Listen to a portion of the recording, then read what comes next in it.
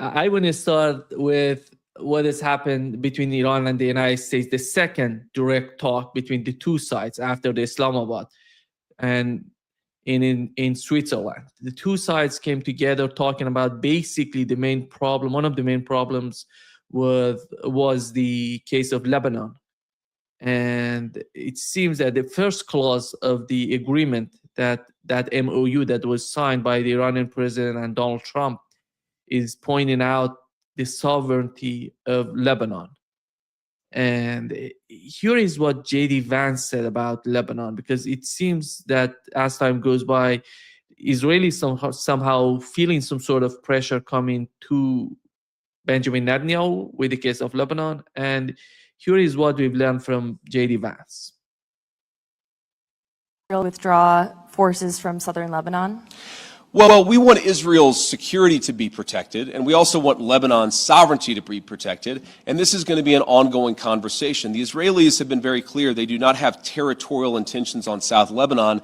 The reason they feel they have to be there is because they're worried about Hezbollah fighters in South Lebanon firing into Israel. We do believe, of course it's going to require a lot of hard work, that we can get to a place where Lebanon's territorial integrity and sovereignty is protected, Israel's security is protected, and that's going to require some coordination with the Lebanese armed forces, and also it's going to require the Iranians to rein in Hezbollah. That's all the sort of things that we were talking about yesterday, and again, I think that we got much further compared to where we were just 24 hours ago.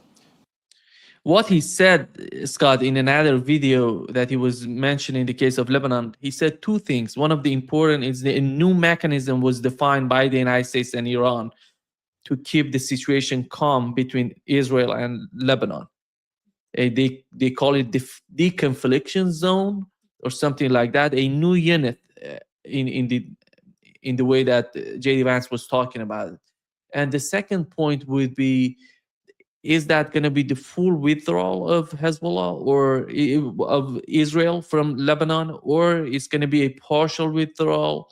What is your understanding of the case of Lebanon, which is one of the most complicated situation, I think, with the Strait of Hormuz? They have some sort of understanding with the case of the sanctions, all of that. They're talking to each other, but the case of Lebanon is related to Hezbollah and Israel. How do you see that front? I see it in very simplistic terms. Israel's security can only be guaranteed based upon Lebanese sovereignty.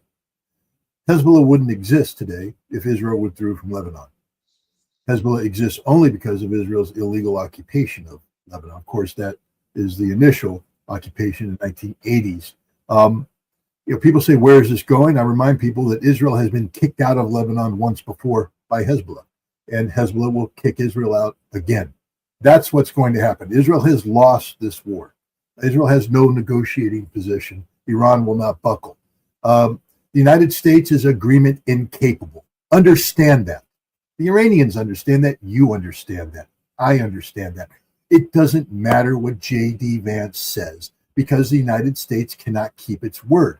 The United States has placed Israeli security ahead of Lebanese sovereignty. That's the whole power equation that's taking place here. Israel gets to bomb Beirut anytime it wants to in the name of Israeli security, but Hezbollah is not allowed to retaliate against Israel in the interest of Lebanese sovereignty. And the only reason, again, why Hezbollah continues to have a militia is because Israel continues to illegally occupy southern Lebanon. The legitimacy of the continuity of the Hezbollah militia disappears immediately the moment Israel leaves all of southern Lebanon, the moment that Lebanon restores sovereignty to every square inch of Lebanese territory. And that's the only solution that's acceptable here. J.D. Vance and Iran can come up with, a mechanism, a deconfliction mechanism, but it doesn't work if the deconfliction is premised on the notion of Israeli security taking precedence over everything, including Lebanese sovereignty. I just again will remind you, Israel was kicked out of Lebanon once before by Hezbollah. And if Israel wants to continue the fight on its terms, it will be kicked out of Lebanon again by Hezbollah. we know if they attack again Hezbollah, one of the reasons that Iran didn't respond to the latest Israeli attack in Beirut, in Dahia, was the negotiations between Iran and the United States, because it seems that Donald Trump tried to do his best to put in place some sort of ceasefire, which wasn't the ceasefire until the MOU was signed. Then the later meetings on the that 14 point, the first one is the case of Lebanon. And do you think that as time goes by, if Israel attacks, let's assume you said that Israel will attack and Hezbollah would respond, how do you see the Iranian government responding to Israel and the reaction from the United States?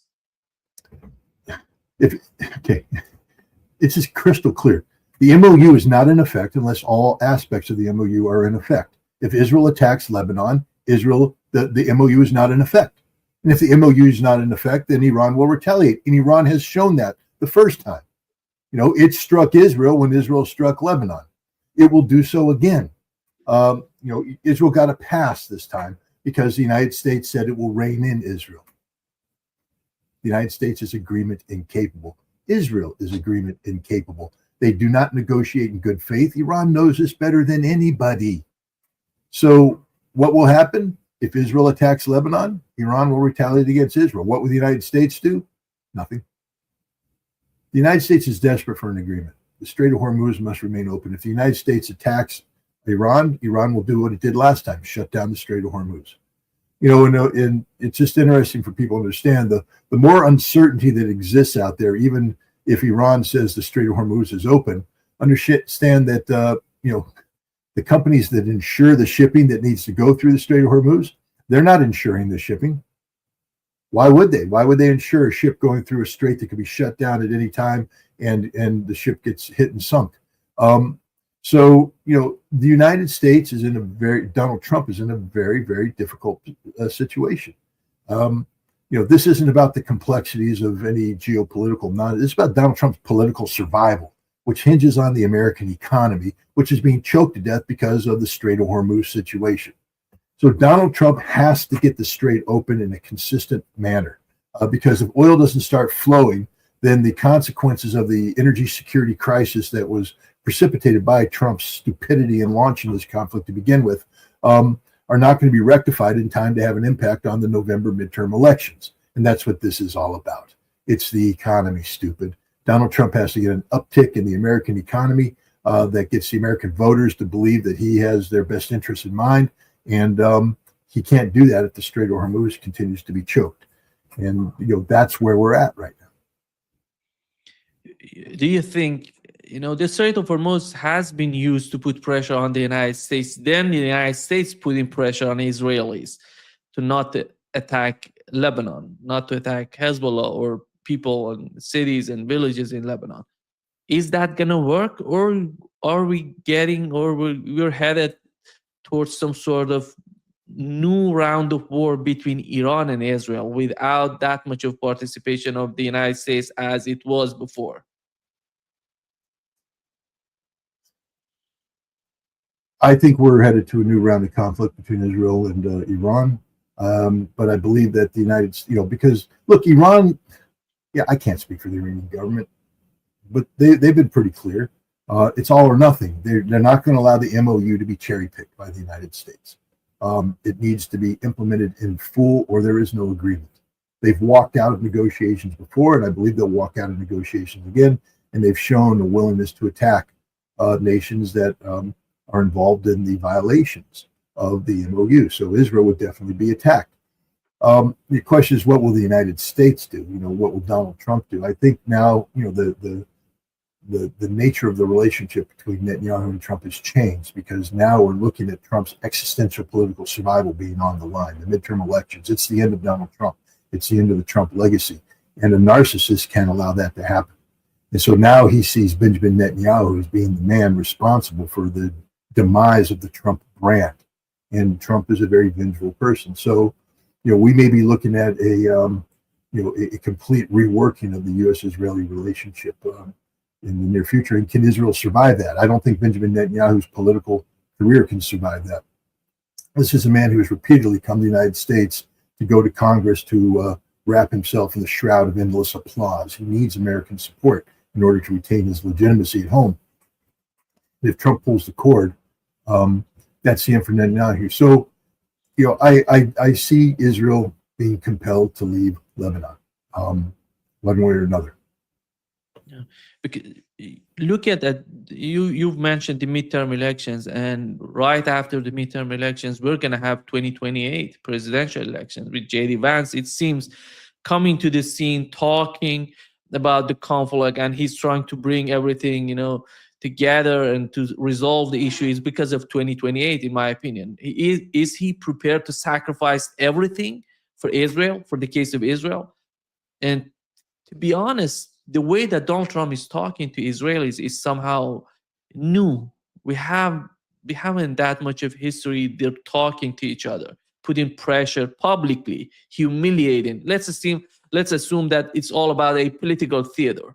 But after all, he's humiliating Benjamin Netanyahu and his administration.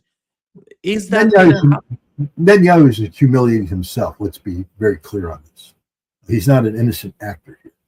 It's not that Benjamin Netanyahu has been doing the right thing and that evil Donald Trump's coming up and embarrassing this man. Benjamin Netanyahu is a murderous, genocidal thug. He's a criminal of proportions that are only matched by some of the greatest criminals in history. Adolf Hitler comes to mind. So I don't get any sympathy with Donald, to Bibi Netanyahu when Donald Trump turns on him. It's about time that an American president turned on an Israeli leader in this fashion.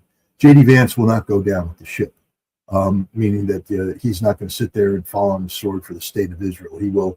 He's there to represent Donald Trump in the United States, and he will take his guidance from Donald Trump on behalf of the United States. And I think you've already seen JD Vance starting to tighten the language regarding Israel. So Israel's toast. We can just leave it at that.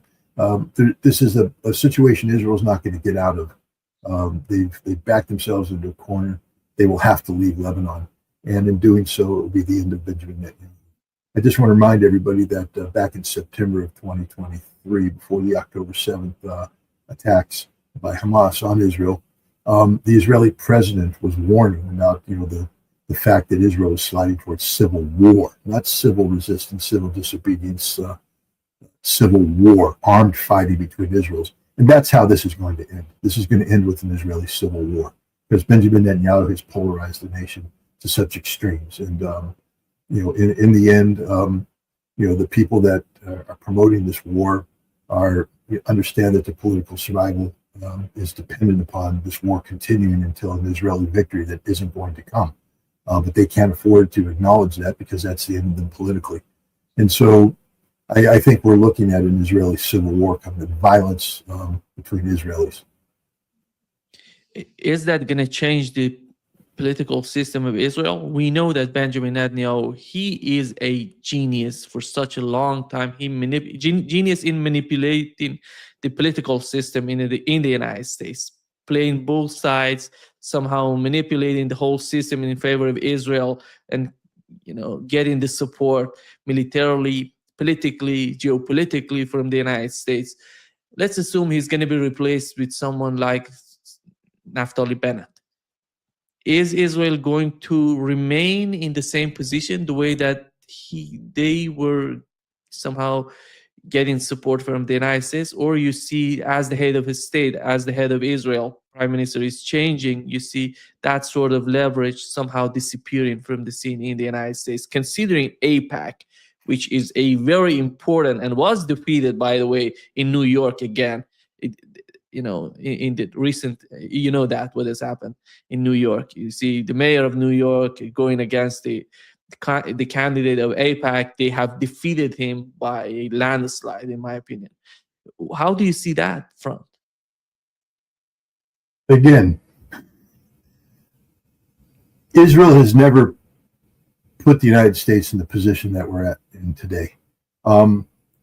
Israel has always said we need America's support before we attack Iran, and America's always said no.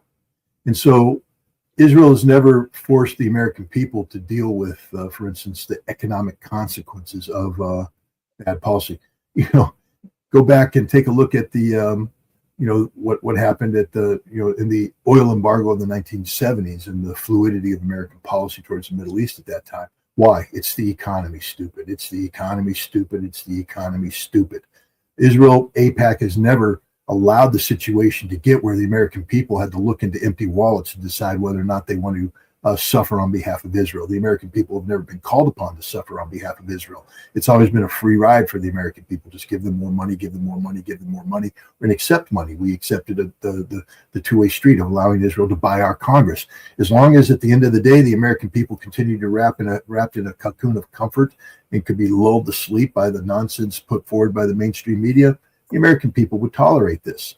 The American people will not tolerate empty wallets, empty banks. They will not tolerate a collapsed economy because of Israel.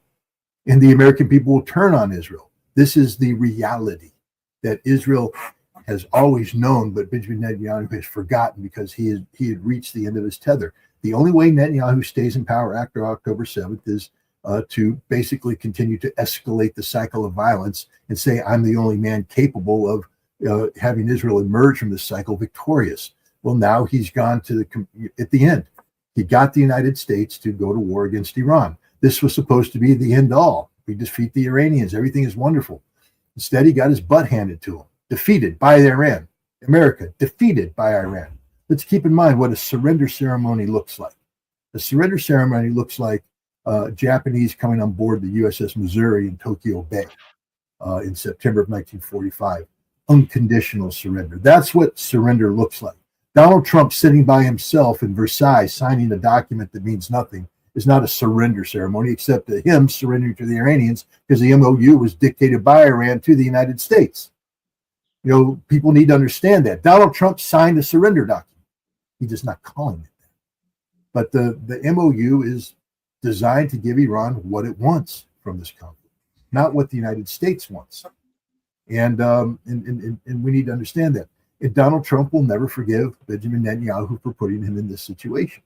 And the American people are not going to sit there and say, but Israel, when they have empty wallets. They're going to say, goodbye, Israel. And so that's where we're at right now. Israel controls nothing. Nothing. It's always been, an illusion of control. As I said, as long as you could hypnotize the American public into believing that everything's hunky-dory, the economy's going well, they'll accept just about anything in the foreign policy world because the American people are the most ignorant people in the world about the world that they live in. They can't point half these places out on a map, let alone talk about the nuances and complexities of the policies that underpin, the actions, the geopolitical realities. We're ignorant. We're stupid. We don't know anything. This is why we're susceptible to Russophobia, Islamophobia, all the other phobias out there. We're trained to be fearful of that which we don't know. And because we don't know it, we rely on the opinions of others, mainstream media, social media. I mean, there's so many Americans that just turned to X right now. I mean, Elon Musk has done he's altered the algorithm so much that literally your feed is just flooded with pro-Israeli and pro-Ukrainian nonsense. And most Americans don't have the time to do the actual digging, so they're superficial. They go in when X inundates them with a certain narrative. After a while, the Goebbels thing, if you tell a lie long enough, people will begin to think it's the truth. And this is what's happening on X. This is what's happening on social media. This is happening in the mainstream media. But at the end of the day, the one thing you can't lie your way out of is an empty wallet. Words don't fill the wallet. Words don't buy groceries. Words don't put food on the table. Words don't pay a mortgage. They don't pay utility bills. Money does. Money talks. It's the economy, stupid. And Netanyahu forgot that. Yeah. Israel desperately wants the United States to stay in the region, but it seems, as you've just mentioned, Donald Trump doesn't want that. I don't know how much is it a calculation based on the economy of the United States or domestic policy. The time is so important, by the way. The rest, they have 2.5 years of the Trump presidency, as we have the midterm election. Later on, we have presidential election. So staying in the fight, do you think, is there any sort of possibility, a new round of war between Iran and the United States? No, not until after the midterm elections. But Congress has already said no to more war. Didn't you see what was what the Senate passed? Congress is done with this war. They're not going to fund it. This is a stupid war. But moreover, we can't win it. Donald Trump knows we can't win. So what's he going to go into round two about? The whole concept right now is the world economy is being choked to death because the Strait of Hormuz isn't operating the way it should be. And it's not operating as it should be because of the stupidity of Donald Trump. If he goes to war again, the Strait of Hormuz is closed. And then what you said, is it about the economy or about domestic American politics? The economy is the only factor in domestic American politics that matters. At the end of the day, the Americans vote their wallet. And what Donald Trump is doing right now, why the MOU is happening now, remember, the same MOU that we're talking about today, near the end of June, was offered to Donald Trump in April. It's the same document. Nothing's changed. The Iranians haven't changed their position at all. It's the United States that had to come to the Iranian position. That's why I say Donald Trump signed a surrender document, because he had to concede this. Why? Well, the head of Chevron said, we're looking at a oil supply situation that's unprecedented in history coming up, no matter what happens. Even if the Strait of Hormuz opens today, for the next 4 to 6 weeks, we're having a global energy crisis. Because even if you get all the oil in the world out of the ground today and on ships moving to refineries, it's not going to hit the economy for another month and a half. And we've got down to about zero. Nothing's flowing. And so there's going to be an impact, and it's going to cause tremendous problems. What the president needs is sometime around September for the uptick in the economy, just to go click. Because the American people are stupid, dumber than dirt. All we care about is money in our wallet. And if we got enough money in our wallet to buy a pizza and buy some beers on Friday night after work, we're happy. And God bless the president. USA, USA, we're number one. Because we're eating pizza, drinking beer, and having a good time. But if the price of oil goes up to where our energy costs go up, and that money that buys pizza and beer dissipates, at the end of the week, we're miserable. And we're blaming somebody, and we're blaming the person responsible for the high gas price. And that's Donald Trump. The buck stops here. Harry Truman knew that. Donald Trump is learning that. So he needs in September an uptick, which means the Strait of Hormuz has to be opened now, right now, today. Because you go forward, we're already there. If he goes into a war again, we're flatlining on energy supplies for the globe, and that tick isn't going to happen until after November, and it's too late. And November is the key. He's going to lose the House. He lives in a fantasy world where he thinks he's not going to lose the House. But you just mentioned Mamdani's victory in New York City, and that I think is going to be reflected around the country. The Republican brand, the MAGA brand, they have their 30% that's never going to change, but the 20%, the RFK Jr. Libertarians, the Tulsi Gabbards Libertarians, they're not voting Trump this time. He betrayed them, and a lot of MAGA isn't going to vote Trump this time because he betrayed them. And so, Trump is going to lose the House, which means his second term is going to be all about impeachment. They're going to impeach. Trump's only salvation is to hold on to the Senate, and so that he doesn't convicted, because conviction is the end of Donald Trump. Out, and his brand is gone. And the only thing, the ultimate narcissist that he is, the only thing he cares about isn't the American people. He cares about Trump brand. It's the greatest brand in the world. Well, no matter what happens, I think the Trump brand disappears in 2028. Republican, Democrat, whoever wins, Donald Trump is going to be the quickest jettisoned president in the history of jettisoned presidents. The American people aren't going to look back and go, oh, gee, I wish for the time of Donald Trump. They're going to call him the worst president in the history of the United States, because he is the worst president in the history of the United States. But he's also one of the most corrupt men. He's shamed this nation, and the Trump brand is going to collapse. That's going to happen no matter what. But Donald Trump, the ultimate narcissist and egomaniac, has created a cult of personality. And so people tend to tell him what he wants to hear, which is, that's okay, Mr. President, you'll ride this thing out. And in the end, the Trump brand will be there forever, and the world's going to love you, and America's going to love you, and you're just it. You're the man. But in order to do that, he has to survive the midterm elections. In order to do that, Strait of Hormuz has to be kept open. He's not going to bomb Iran. He can't afford to bomb Iran. Bomb Iran to do what? We can't win. We already tried. Bomb with long-range standoff weapons we don't have. The Iranians have missiles. They've proven that. We can't shoot them down. They've proven that. So there's not going to be a resumption of the war because that is Donald Trump literally swallowing a bullet. He has to keep the strait open, and that's what they're going to be working on. Now, that doesn't mean that the MOU is going to be executed. It's not. The United States' agreement incapable. The Iranians know that. They know it going up front. The United States will never live up to its agreement, ever. Incapable of it. But Iran is interested in its own economic survival. It's the economy stupid in Iran. You know this ever since the Iran-Iraq war ended, when Rafsanjani said we got to make the revival of the economy our number one priority. Why do you think he took the Revolutionary Guard Command and turned them into economic entrepreneurs? Because he's corrupt and all? No, because he had a body of people who were fanatics, and he had to get them engaged in something that kept the country going. So the Revolutionary Guard Command became involved in the economy, and they're heavily involved in the economy. They need the economy to succeed. It can only succeed if you are allowed to have trade with important trading partners, Russia, China, and others. And so the compromise that will be made is that even though the MOU will be not executed in totality, Strait of Hormuz will remain open, and Iran will be allowed to do business with nations sufficient to get the economy going.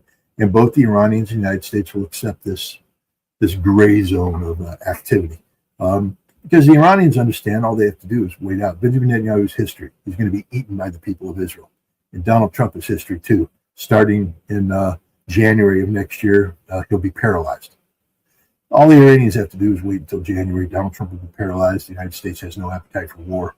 And they'll, by default, get what they need.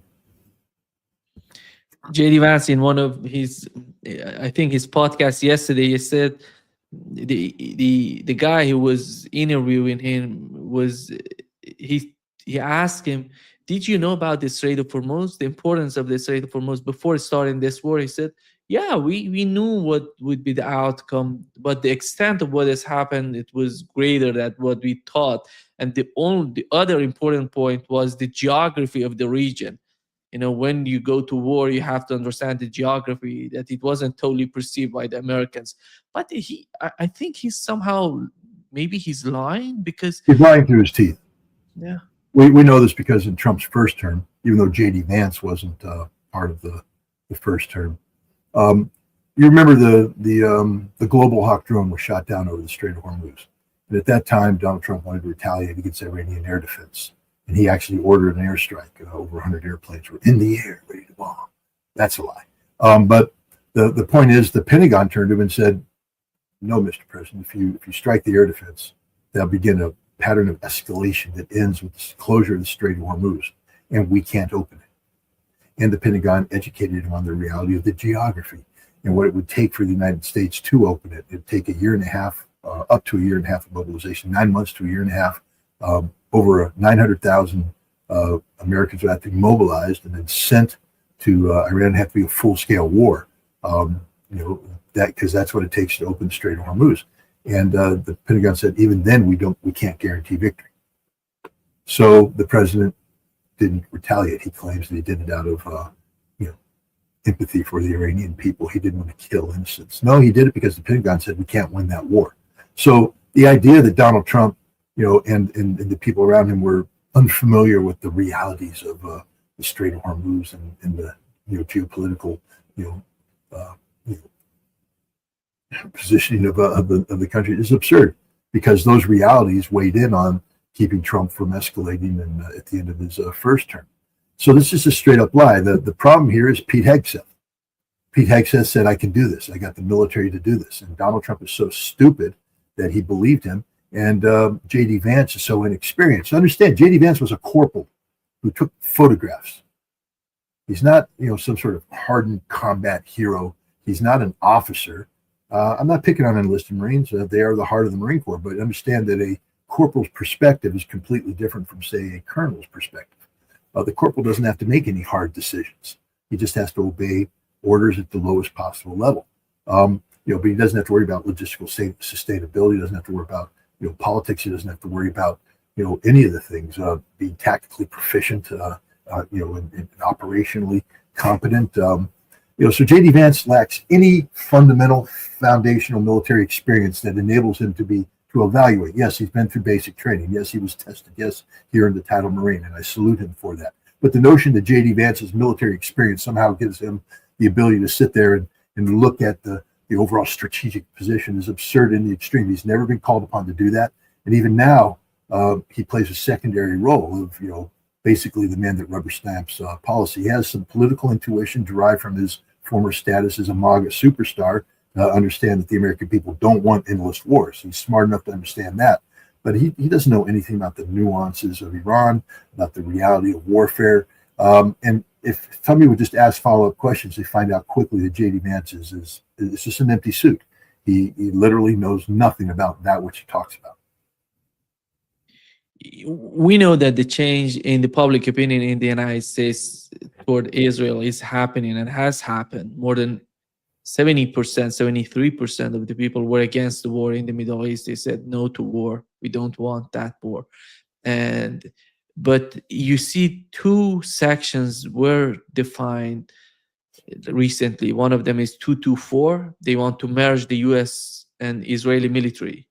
They want to merge the two together. The other one is 622, if I'm not mistaken, 662, something like that. And that is talking about merging the two intelligence together. I don't know, Israel is part of Five Eyes, or they're not part of Five Eyes. So they want to, because Five Eyes, we have some sort of the communication between the five countries, which is Australia, New Zealand, United Kingdom, Canada, and the United States. And Israel is not part of that, but they want to get more close to the advancement in the military side, the aspects or sectors of the United States, and the intelligence, too important. And recently we've learned from the mainstream media, basically Wall Street Journal, if I'm not mistaken, reporting that Israelis are spying on the United States.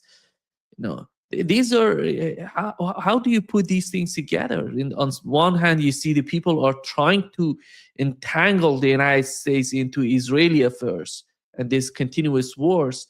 On the other hand, you see the public opinion going against that. First of all, I don't see any of these two laws passing.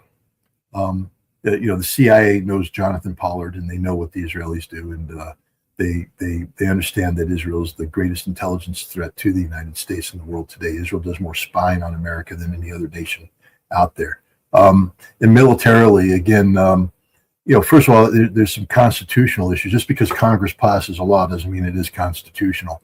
At the end of the day, Israel is a foreign nation, and it just isn't going to happen. This is just the stupidity of the pro-Israeli crowd in Congress putting forward legislation of this nature. It will never pass muster.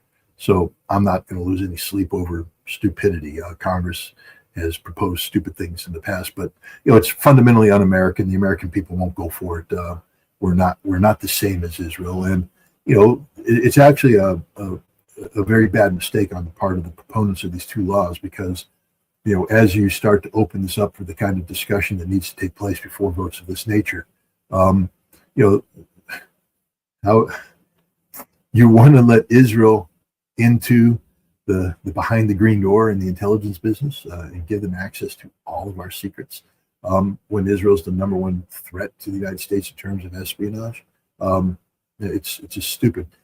Jonathan Pollard stole the manual that controls all of our, that track all the frequencies that we monitored from the intelligence perspective, and then the Israelis sold that to the Russians, to the Soviets, to get more immigrants out. We want to let these people behind the green door. It's really not a discussion they want to have with the general public, because at the end of the day, the public is more pro-American than they are pro-Israel. And the same thing with the defense. People need to understand that the Israeli military and the American military are not the same. They have good fighter pilots, I'll give them that. But their ground forces suck. If half their ground forces had to fight in the American military, they wouldn't qualify. Half of them couldn't pass Marine Corps physical fitness standards. And otherwise, these are reservists. These are conscripts.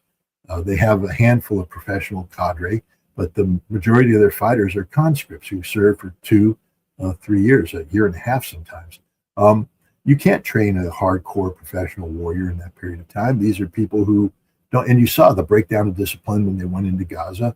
They're not very good. They're just not very good at what they do. And you want to integrate this with the United States? It's stupidity in the extreme.